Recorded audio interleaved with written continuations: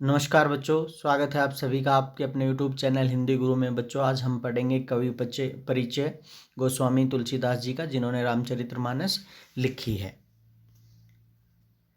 गोस्वामी तुलसीदास इनका जन्म सन 1532 में 1532 में बांदा उत्तर प्रदेश जिले के राजापुर गांव में माना जाता है। प्रमुख रचनाएं बच्चों, इनकी प्रमुख रचनाएं जो हैं रामचरितमानस हैं, विनय पत्रिका है, गीतावली है, श्री कृष्ण गीतावली है, दोहावली है, कवितावली है, रामाज्ञा प्रश्न है। निधन सन 1623 में 1623 में कहाँ पे हुआ बच्चों? काशी में।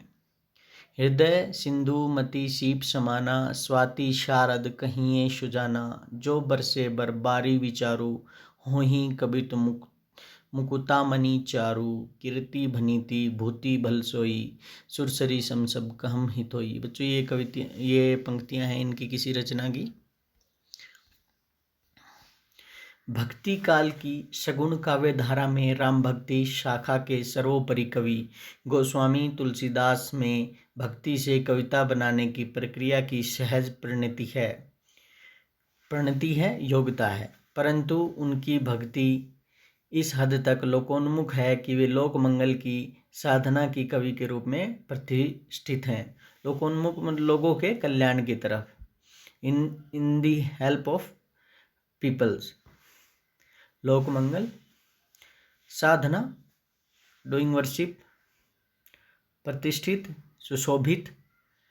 यह बात न सिर्फ उनकी काव्य संवेदना की दृष्टि से वरन काव्य भाषा के घटकों की दृष्टि से भी सत्य है।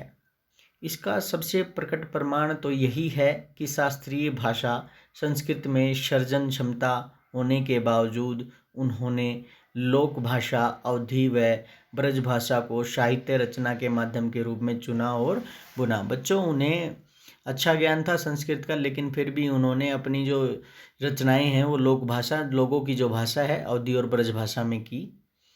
जिस प्रकार उनमें भक्त और रचनाकार का द्वंद्व है, उसी प्रकार शास्त्र व लोक का द्वंद्व है। द्वंद्व का मतलब क्या होता है बच्चों? उधेड़ बुन जो चली रहती है, बीच में जो मुकाबला जो चलता है एक भक्त का और रचनाकार का, और इसी प्रकार शास्त्र का और लोक का, के लोगों के लिए और शास्त्र के लिए, उनके बीच में एक द्वंद्व चलता रहता है कि किसको मैं प्रायोरिटी दूं, जिसमें संवेदना की दृष्टि से लोक की ओर वे झुके हैं, तो शिल्पगत मर्यादा की दृष्टि से शास्त्र की ओर।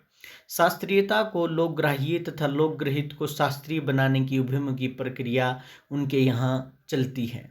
यह तत्व उन्हें विद्वानों तथा जन सामान्य में समान रूप से लोकप्रिय बनाता है। उनकी एक अन्य विशेषता है कि वे दार्शनिक और लौकिक स्तर के नाना द्वंद्वों के चित्रण और उनके समन्वय के कवि हैं। द्वंद्व चित्रण, कन्फ्लिक्ट, द्वंद्व मीन्स कन्फ्लिक्ट बच्चों, जहाँ सभी विचार भावधारा के लोगों को तुलसी काव्य में अपनी अपनी उपस्थिति का संतोष देता है, वहीं समन्वय उनकी ऊपरी विभिन्नता में निहित एक ही मानवीय सूत्र को उपलब्ध करा के संसार में एकता व शांति का मार्ग प्रशस्त करता है। विविध विषमताओं से ग्रस्त कालिदास तुलसीदास का युगीन यथार्थ है, जिसमें वे कृपालु प्रभुराम व रामराज्य का सपन रचते हैं। युग और उसमें अपने जीवन का न सिर्फ उन्हें गहरा बोध है, बल्कि उसकी अभिव्यक्ति में भी वे अपने समकालीन कवियों से आगे हैं। यहाँ पाठ में प्रस्तुत कवितावली के 2 कवित और एक सवैया इसके परिणाम स्वरूप है। पहले छंद किसबी किसान में उन्होंने दिखलाया है कि संसार के अच्छे बुरे समस्त लीला प्रपंचों का आधार पेट की आग, फायर ऑफ स्टमक, का दारुण व गहन यथार्थ है, जिसका समाधान वे राम रूपी घनश्याम मेघ मीन्स क्लाउड्स के कृपा जल में देखते हैं। इस प्रकार उनकी राम भक्ति पेट की आग बुझाने वाली, यानी जीवन के यथार्थ संकटों का समाधान करने वाली है, साथ ही जीवन बाह्य आध्यात्मिक मुक्ति देने वाली भी। दूसरे छंद खेती ने किसान में प्रकृति और शासन की विषमता से उपजी बेकारी व गरीबी की पीड़ा का यथार्थ परक चित्रण करते हुए उसे दशानन रावण से उपमित करते हुए। तीसरे छंद धूत कहो में भक्ति की गहनता और सघनता में उपजे भक्त हृदय के आत्मविश्वास का सजीव चित्रण है, जिससे समाज में व्याप्त जात पात और धर्म के विभेदक दुराग्रहों के तिरस्कार का साहस पैदा होता है।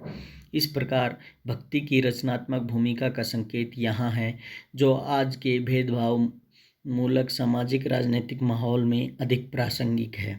रामचरितमानस के लंका कांड से ग्रहित लक्ष्मण के शक्तिबाण लगने का प्रसंग, ये बच्चों प्रसंग है जब लक्ष्मण जी मूर्छित हो जाते हैं। कवि की मार्मिक स्थलों की पहचान का एक श्रेष्ठ नमूना है। भाई के शोक में विगलित राम का विलाप धीरे धीरे प्रलाप में बदल जाता है। विगलित मतलब पीड़ित, जिसमें लक्ष्मण के प्रति राम के अंतर में छिपे प्रेम के कई कोण सहसा अनावृत हो जाते हैं, अनावृत उघड़ जाते हैं, सबके सामने आ जाते हैं, एक्सपोज हो जाते हैं। यह प्रसंग ईश्वरीय राम की पूरी तरह से मानवीकरण कर देता है, जिससे पाठक का काव्य मर्म से सीधे जुड़ा हो जाता है और वह भक्त तुलसीदास के भीतर से कवि तुलसी के उभर आने और पूरे प्रसंग पर उनके इच्छा जाने की अनुभूति करता है। इस घने शोक परिवेश में हनुमान का संजीवनी लेकर आ जाना कवि को करुण रस के बीच वीर रस के उदय के रूप में दिखता है। यह उपमा अद्भुत है और काव्यगत करुण प्रसंग को जीवन के मंगल विकास की ओर ले जाती हैं। तो बच्चों, ये आपका कवि परिचय था। बच्चों, अगर आपने ये चैनल सब्सक्राइब नहीं किया है तो इस चैनल को सब्सक्राइब कर लें, लाइक करें, शेयर करें। धन्यवाद।